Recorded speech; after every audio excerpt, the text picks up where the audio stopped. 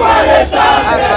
राहुल जी संघर्ष करो, हम तुम्हारे साथ हैं। सोनिया जी संघर्ष करिए, हम तुम्हारे साथ हैं। राजीव गांधी अमर रहे, अमर रहे, अमर रहे। राजीव गांधी अमर रहे, अमर रहे, अमर रहे। हम सब एक हैं, हम सब एक हैं, हम सब एक हैं, हम सब एक हैं, हम सब एक हैं, हम सब एक हैं, हम सब एक हैं।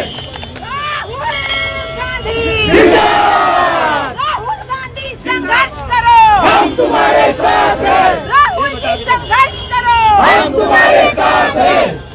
कांग्रेस पार्टी जिंदाबाद। कांग्रेस पार्टी जिंदाबाद। कांग्रेस पार्टी जिंदाबाद। कांग्रेस पार्टी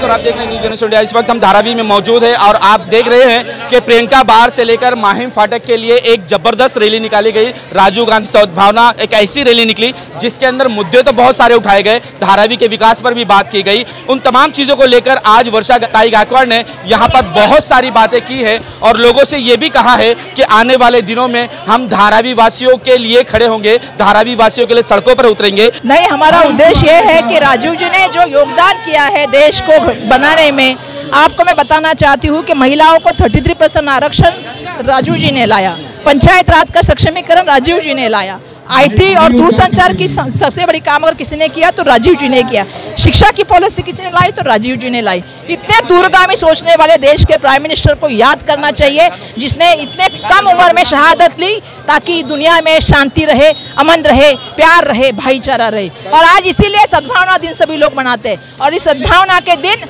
हम सभी लोगों को प्यार बांटने आए हैं और एक संदेशा देने आए हैं कि ये संघर्षपूर्ण वातावरण है। मुझे मालूम है कि आजकल की राजनीति कुछ अलग जगह पे चल रही है।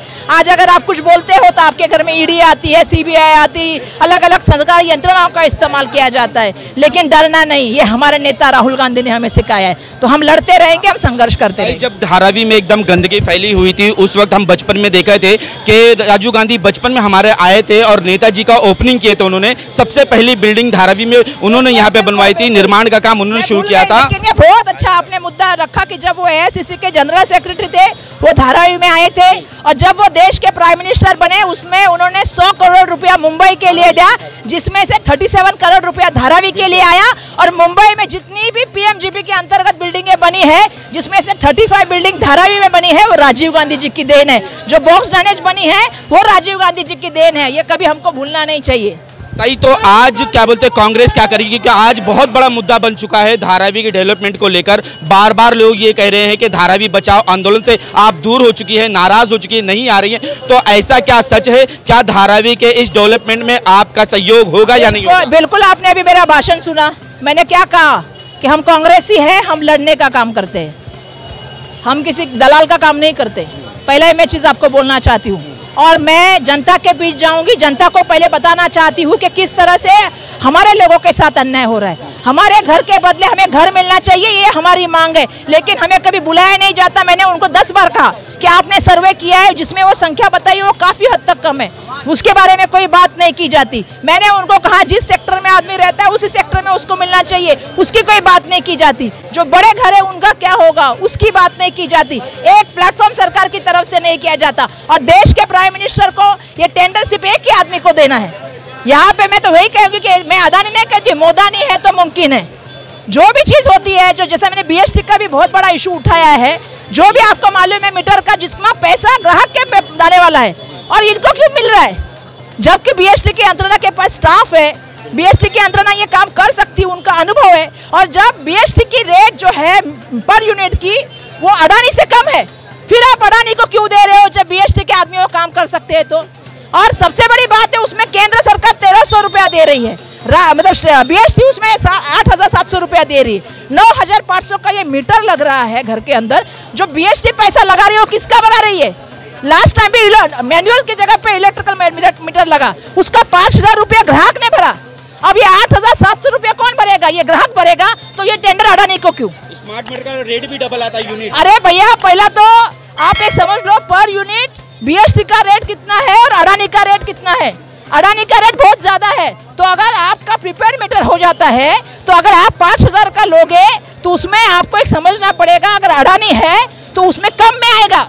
बीएसटी रहेगा तो उसको ज्यादा यूनिट का मिलेगा, और जब 5,000 रुपये आपका खत्म हो जाएगा तो आपका कट हो जाएगा इलेक्ट्रिसिटी। तो आज यही परिस्थितियां है कि अगर आप बिल नहीं भरते हो तो 3 महीने तक आपको मुहलत मिलती है कि आपका मीटर चले, और उसमें 1.5% ब्याज लगता है। लेकिन अडानी को देने के, क्योंकि अडानी को सबब में मिला है सिटी में, तो मुंबई शहर का अगर किसी को बादशाह बनाना है तो अडानी को बनाना है, यही मोदी जी का सपना है। एक नया जी आ रहा है जिसके 2000 के बाद के जो घर होंगे उनको 2.5 लाख रुपया भरकर यहाँ से तोड़ना पड़ेगा अपना। वही मैंने कह रही, मैं लोगों को मालूम ही नहीं है। होने के बाद अरे मैं लोगों को यही मालूम नहीं है कि उनका 59,000 का सर्वे है, और सबसे बड़ा सर्वे जो आया है उनका वो 95 का है। दूसरा सवाल जो आप कह रहे हैं कि ये कह रहे हैं कि 10 किलोमीटर के अंदर लोगों को रेंटल परमानेंट घर नहीं, रेंटल घर देंगे, तो ये होते कौन है? अगर हम धारावी के लोग हैं तो हमको धारावी में घर मिलना चाहिए, हम बाहर क्यों जाए? और आप कैसे निर्णय ले सकते हो कि 10 किलोमीटर के बाहर जाए, वो भी रेंटल घर हम लोग ले? हमारा संघर्ष इसी बात का है, और कोई बात नहीं। सरकारी अधिकारी से कोई कम्युनिकेशन के लिए मैंने मांगा, कोई कम्युनिकेशन का प्लेटफॉर्म दो। मुझे उप मुख्यमंत्री महोदय ने तब बोला था हम करेंगे, लेकिन कोई भी बात करने के लिए तैयार नहीं है। सिर्फ वहां पे से बीकेसी का एक्सटेंशन करना और अडानी का फायदा दिलाना, उसको टीडीआर का फायदा दिलाना, यही इस उद्देश्य है उनका।